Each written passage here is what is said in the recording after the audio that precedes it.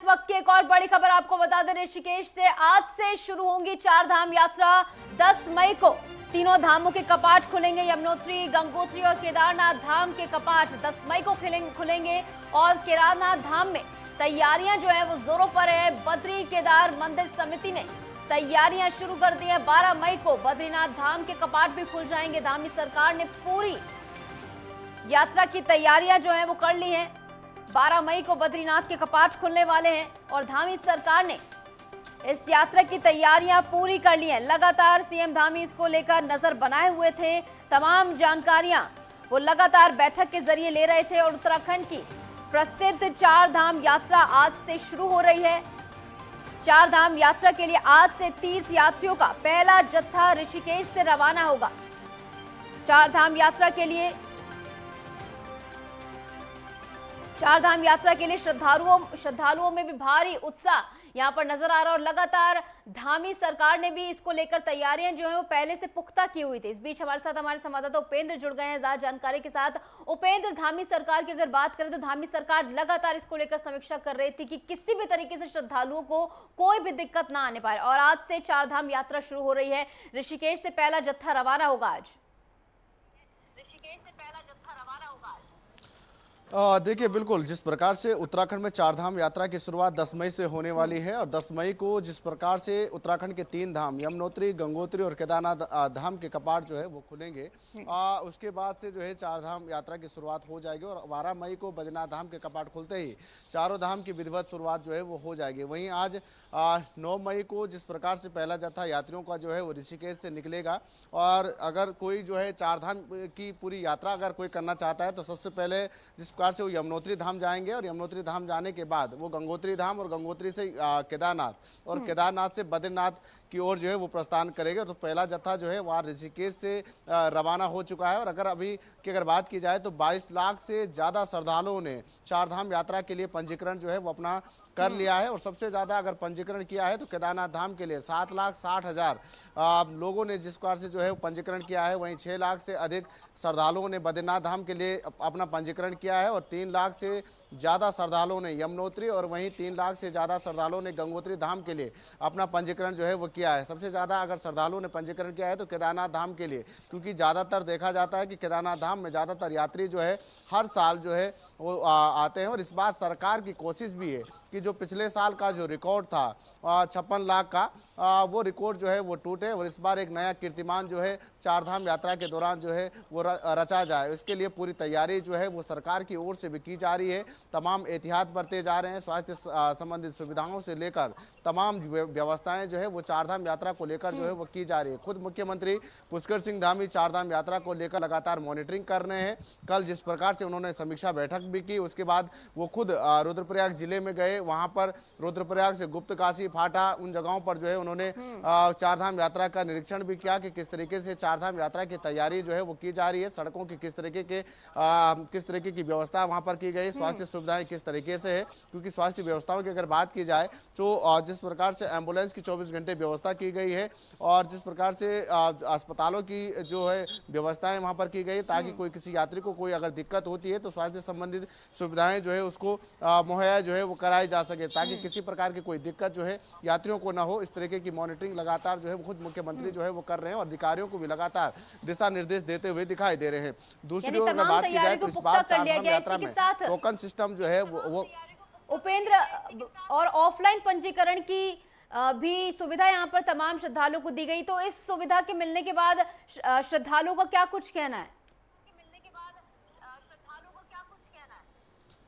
देखिए, बिल्कुल कई जो श्रद्धालु हैं वो ज़्यादातर जिस प्रकार से ऑनलाइन सुविधाओं के जरिए जो है अपना पंजीकरण जो है वो कर रहे हैं, लेकिन कल से जिस प्रकार से हरिद्वार और ऋषिकेश में ऑफलाइन पंजीकरण की शुरुआत हुई है उसमें भी हजारों की संख्या में यात्रियों ने अपना पंजीकरण जो है चार धामों के लिए जो है वो किया है। निःशुल्क सुविधाएं जो है वो की गई है। 7 काउंटर जो हैं हरिद्वार में, उसी प्रकार से ऋषिकेश में भी 6 से 7 काउंटर जो हैं वो बनाए गए हैं। कोई भी यात्री अगर हरिद्वार या ऋषिकेश से अपना जो पंजीकरण अगर करना चाहते हैं हैं तो ऑफलाइन तरीके से निःशुल्क जो है अपना पंजीकरण जो है वो कर सकते हैं। किसी प्रकार का कोई चार्ज जो है उसमें नहीं रखा गया है। और लगातार जिस प्रकार से सरकार ये आह्वान कर रही है कि ज़्यादा से ज़्यादा संख्या में जो है वो यात्री पहुंचे, अगर क्योंकि जिस प्रकार से देखा जाए कि लाखों की संख्या में यात्रियों का पंजीकरण हो चुका है। सितंबर माह तक हेलीकॉप्टर सेवा, जिस प्रकार से जो केदारनाथ हेली सेवा है वो भी पूरी तरीके से बुकिंग है, यानी कि कह सकते हैं कि हेली सेवा भी पूरी तरीके से बुक हो चुकी है। जीएनबीएन जो कि सरकार का जो जीएनबीएन गढ़वाल मंडल विकास निगम का जो होटल्स हैं वो भी जो है लगातार बुकिंग में चल रहा है। 9 लाख से ज़्यादा यात्रियों ने होटल्स जो है वो बुक कर लिए हैं। कई निजी होटलों में जो है यात्री जो है वो ठहरने की व्यवस्था जो है वो अपनी कर रहे हैं। और इस बार जो खास व्यवस्था इस बार जो की गई है चारधाम यात्रा के दर्शनों में, उसमें वीवीआईपी को खत्म करते हुए टोकन सिस्टम जो है उस बार रखा गया है। और टोकन सिस्टम लेने के बाद जो है वो यात्री जो है चारों धामों के दर्शन जो है वो कर सकते हैं। यानी कि जब लंबी कतारें जिस प्रकार से रहती थी और वीवीआईपी कल्चर के चलते जो है एक बार वीआईपी को जो है वो दर्शन किया जाता था, फिर से जो है आम जन लोगों को जो है वो दर्शन कराया जाता था। लेकिन इस बार जो एक नया सिस्टम पर्यटन विभाग की ओर से किया गया है कि टोकन सिस्टम जो है हर एक यात्री को लेना होगा और उस टोकन के अनुसार जिस नंबर का टोकन होगा उसी नंबर पर जो है यात्री को जो है दर्शन करने का जो है मौका जो है वो मिलेगा। यानी कि इससे एक समय भी बचेगा, साथ ही साथ जो वीआईपी कल्चर जिस प्रकार से चार धामों में देखने को मिलता था वो भी जो है वो खत्म होता हुआ दिखाई देगा। जी ठीक है। और इसी के साथ इस बार कयास ये भी है कि रिकॉर्ड संख्या में तमाम श्रद्धालु जो है पहुंचेंगे और इसके पीछे जिस तरीके से सीएम धामी का प्रयास भी काफी ज्यादा एक अहम भूमिका निभाता है, क्योंकि लगातार जिस तरीके से तमाम तैयारियों की समीक्षा उनके द्वारा की गई और पंजीकरणों में जिस तरीके का हमने आपको जैसे कि आपने तमाम जानकारी हमें दी कि ऋषिकेश और हरिद्वार में ऑफलाइन पंजीकरण की बीते दिन ही शुरुआत की गई है, तो उसके बाद इसमें एक अहम रोल सीएम धामी का भी रहता है। देखिए बिल्कुल, क्योंकि प्रदेश के मुखिया हैं और जिस प्रकार से एक अतिथि देवो भव की जो यहाँ की परंपरा रही है पूरे भारत की और उत्तराखंड की, और साथ ही साथ एक मैसेज जिस प्रकार से देश विदेशों में जिस प्रकार से एक उत्तराखंड का जाता है कि किस तरीके की व्यवस्था, अगर यहाँ पर व्यवस्थाएं अच्छी होगी, चार धामों में सुविधाएं अगर अच्छी मिलेगी, एक तो यात्रियों की संख्या में लगातार हर साल जो है वो बढ़ोतरी होगी, उसके साथ साथ यहाँ से एक मैसेज जाने की मैसेज जो है विदेशों से लेकर देश के अलग अलग कोनों में जाने की एक मैसेज जाएगा कि उत्तराखंड के लोगों में किस तरीके की जो व्यवस्था है वहां पर रहती है, सरकार किस तरीके की व्यवस्था करती है, स्वास्थ्य सुविधाएं किस तरीके से, क्योंकि देखा यह जाता है कि पहाड़ी क्षेत्रों में स्वास्थ्य सुविधाओं की एक कमी जो है वो देखने को मिलती है।